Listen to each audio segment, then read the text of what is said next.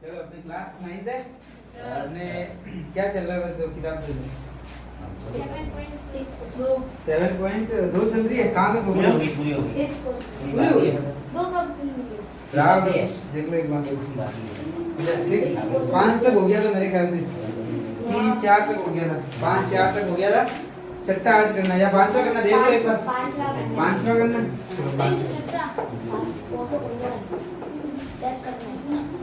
7.2 है तो question number 5 है ठीक है। 5वां क्वेश्चन क्या है?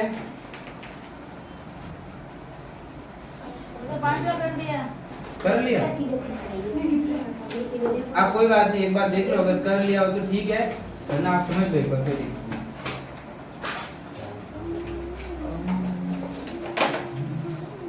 इसमें ये समान दी गई है भुजाएं ए बी सी और D.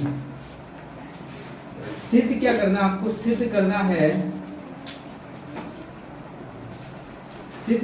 Angle A B D बराबर होगा एंगल ए सी डी के। बहुत ही सिंपल सा है तो इस तरह हो जाएगा जल्दी से।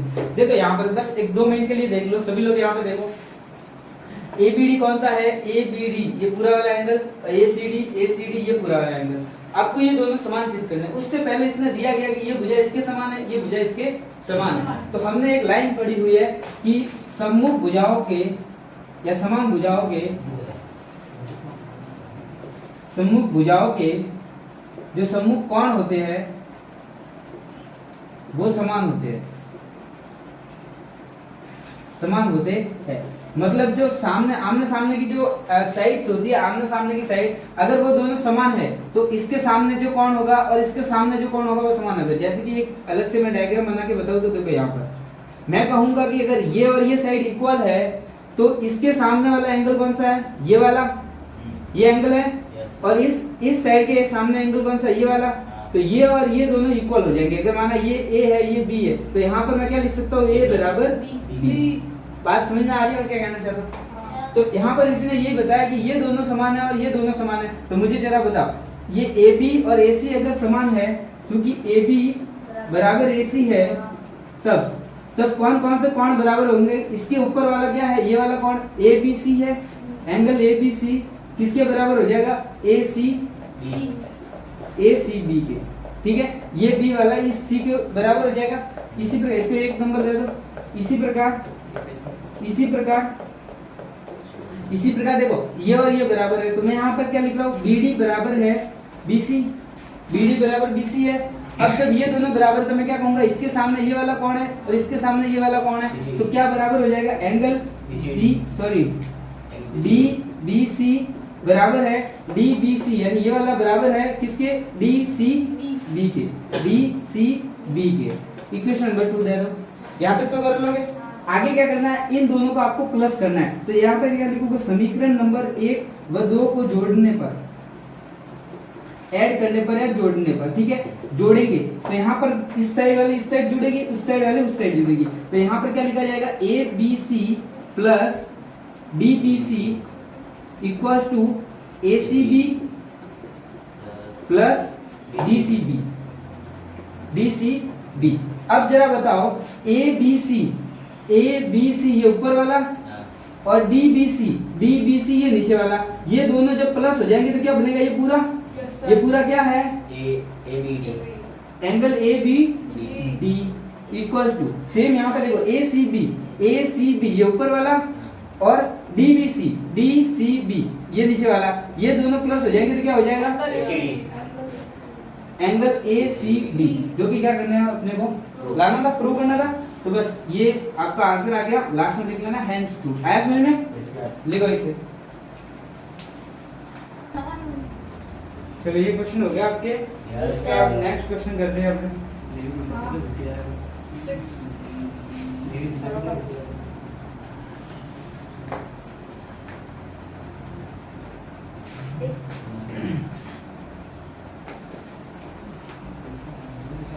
क्या है इसके अगले वाला क्वेश्चन देखते हैं। छठा समकोण सिद्ध करना है। क्वेश्चन नंबर 6 में क्या करना है आपको समकोण सिद्ध करना है। चलो देखते हैं।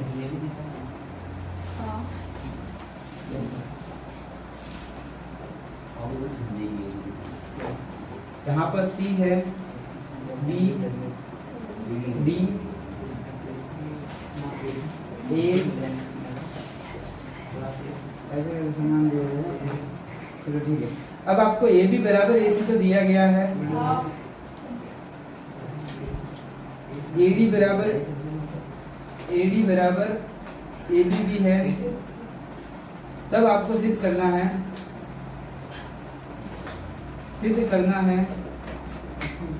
Angle B C D equal to 90। ठीक है, बी सी डी 90 सिद्ध करना है। सब लोग यहाँ पे देखो, 2 मिनट के लिए देखो केवल। बी सी डी कौन सा है, देखो बी सी और डी, ये पूरा एंगल 90 बनाना आपको। कैसे करोगे, तो जरा मुझे बताओ, ये दोनों भुजाएं समान है तो ये और ये क्या हो जाएगा, बराबर हो जाएगा। तो यहाँ पर मैं पहले तो डायरेक्टली लिख जाऊँ कि A B equal to A सी है, तब जो एंगल ए बी सी है वो एंगल ए सी बी के बराबर है। ठीक है, तो क्या ए सी बी और ए बी सी। ठीक है, अब उस वाले में देखो, इसमें भी दोनों ये भुजाएं समान होगी, तो इसमें देखो ए सी या ए डी लिख लो पहले, A D equal to A सी है, तब क्या हो जाएगा, ए डी के सामने कौन सा कोण है, ये वाला, और इस वाले के सामने ये वाला, तो आप क्या लिखोगे, angle A D C equal है एंगल ए सी डी के। ठीक है, अब आपको क्या करना है, दोनों साइड को प्लस करो, एक बार क्या करो, plus angle A B C plus angle A D C equal to angle A C B plus angle A C D. तो A B C plus angle A D C equal to क्या हो जाएगा, ये देखो ऊपर वाला भाग नीचे वाला, ये दोनों प्लस हो जाएंगे, तो क्या हो जाएगा, B C angle B C D. अब इस ये तो ला लिया हमने, इसकी वैल्यू 90 होती है, ये अपने को पहले सिद्ध करना है। 90 कैसे होगी वो देखो, जरा बताओ मुझे। अब इन दोनों का योग इसके बाहर, जैसे इसमें देखो एक बार अलग से डायग्राम देखो तो ज्यादा समझ में आएगा। अगर मैं ऐसा खींचूं तो ये जो दो एंगल आंतरिक कोण है, इनका योग किसके बराबर होगा, बाहर वाले के बराबर होगा। तो यहाँ पर जरा देखो, इन दोनों का योग किसके बराबर होगा, इसके बाहर वाले, और इन दोनों का योग इस बाहर वाले। ये तो समझ में आ रहा है। ठीक है, तो अब आपको क्या करना है, यहाँ पर वही करना है, इन दोनों का योग इस बाहर के बराबर है, तो मैं यहाँ पर अंदर लिख रहा हूँ, angle A B C plus angle A C D equal to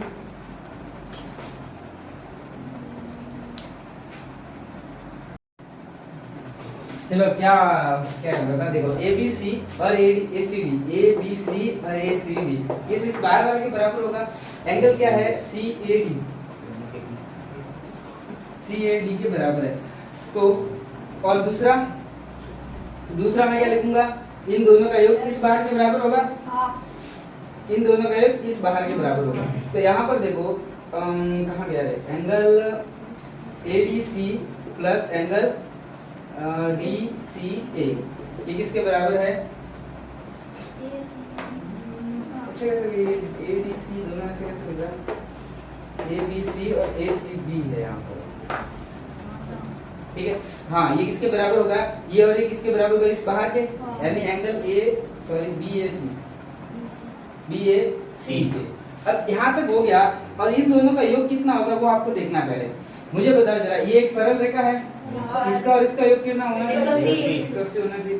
तो यहाँ पर इनको मैं प्लस करूंगा, इन दोनों को प्लस करूंगा तो क्या आएगा मेरे, क्योंकि हम जानते हैं, ऐसे ही लिख लेता हूँ, B A C plus angle D A C या ये सी ए डी, इन दोनों का योग कितना होता है, 180 होता है, ये तो हम जानते हैं। तो इनका योग 180 होता है, और हमें क्या पता है, इसकी वैल्यू और इसकी वैल्यू पता है। इससे हम कैसे करेंगे, देखो इसकी जगह मैं क्या रख सकता हूँ, बी ए सी की जगह ये पूरा, तो इसको रखते, देखो angle A D C plus angle D C ए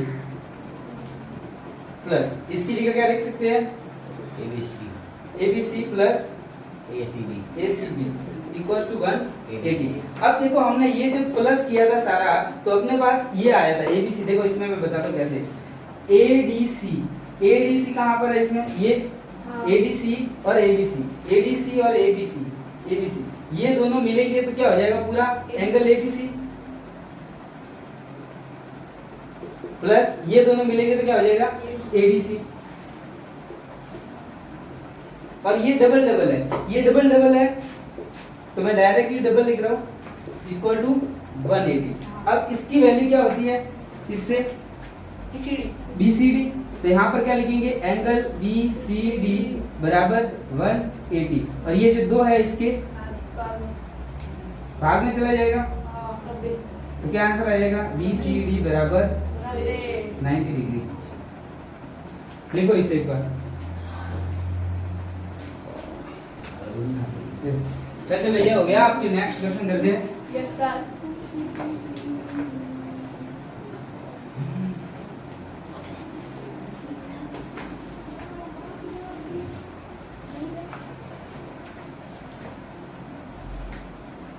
चलो नेक्स्ट क्या है? सातवां क्वेश्चन क्या है? ABC एक समकोण त्रिभुज है, ठीक है? ABC एक समकोण त्रिभुज है 90 एंगल वाला समकोण त्रिभुज है जिसमें A है 90 डिग्री। तो मैं यहाँ पर बना रहा हूँ।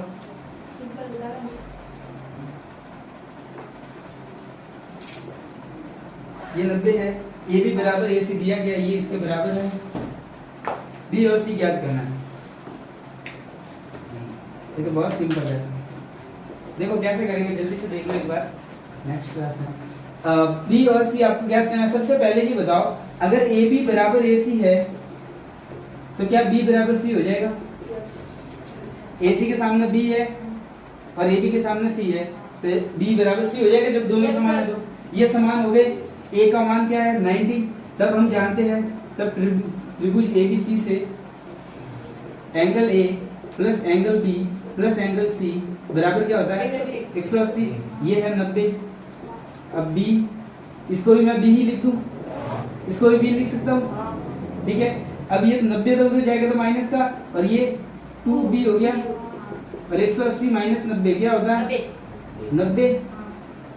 2 का डिवाइड करेंगे तो 45। B की वैल्यू 45 तो C की वैल्यू भी क्या हो जाएगी? 45। बिल्कुल आया समझ में? Yes sir. जल्दी लिखो इसे। नेक्स्ट क्वेश्चन भी करना है। चलो इसके बाद वाला क्वेश्चन है उसको भी एक बार जल्दी से पढ़ लेते हैं। क्वेश्चन नंबर 8 क्या है यहाँ का क्वेश्चन? कि दर्शाइए कि एक समबाहु त्रिभुज का प्रत्येक कोण 60 डिग्री होता है।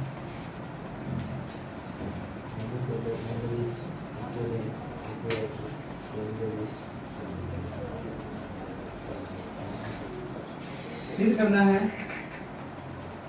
प्रत्येक कोण 60 डिग्री, ठीक है? तो मुझे जरा बताओ, समबाहु त्रिभुज होगा, समबाहु त्रिभुज तो इसकी तीनों भुजाएं क्या होगी? समान होगी, ठीक है? तो ABC मैंने नाम दिया, A B और C तीनों समान है। तो मुझे जरा बताओ, अगर तीनों समान है तो तीनों कोण भी क्या होंगे? समान हो जाएंगे। इसको मैं ऐसा लिखूंगा कि AB बराबर AC है तब तो B बराबर C हो जाएगा। इसी प्रकार AC बराबर या BC, हाँ AC बराबर BC है तब क्या हो जाएगा? AC के सामने B और BC के सामने A, ये भी बराबर हो जाएंगे। जब B A के भी बराबर है और C के भी बराबर है तब हम कह सकते हैं कि जो एंगल A है वो B और C तीनों के बराबर है, ठीक है? तीनों कोण आपस में समान है। तब हम क्या जानते हैं? तब हम यहाँ पर लिखेंगे, तब angle A plus angle B plus angle C तीनों का मान कितना होता है? 180 होना चाहिए। 180 होना चाहिए। तो अब देखो A B और C तीनों समान है, मैं तीनों की जगह A रख दूं, B की जगह भी A रख दूं, C की जगह भी A रख दूं, तो क्या हो जाएगा? तीनों 3A हो जाएगा। 180 A की वैल्यू क्या आ जाएगी? 180 बटा 3 मतलब 60। तो A का मान 60 आ गया तो B का कितना होगा? 60 और C का कितना होगा? 60। तो यही आपको लाना था कि देखो समबाहु त्रिभुज के तीनों कोण समान होते हैं और कितना होता है 60 होता है, प्रत्येक कोण 60 डिग्री का है बस लिख लो इसे। और इसके जो नेक्स्ट है वो अपने कल ही करेंगे, ठीक है।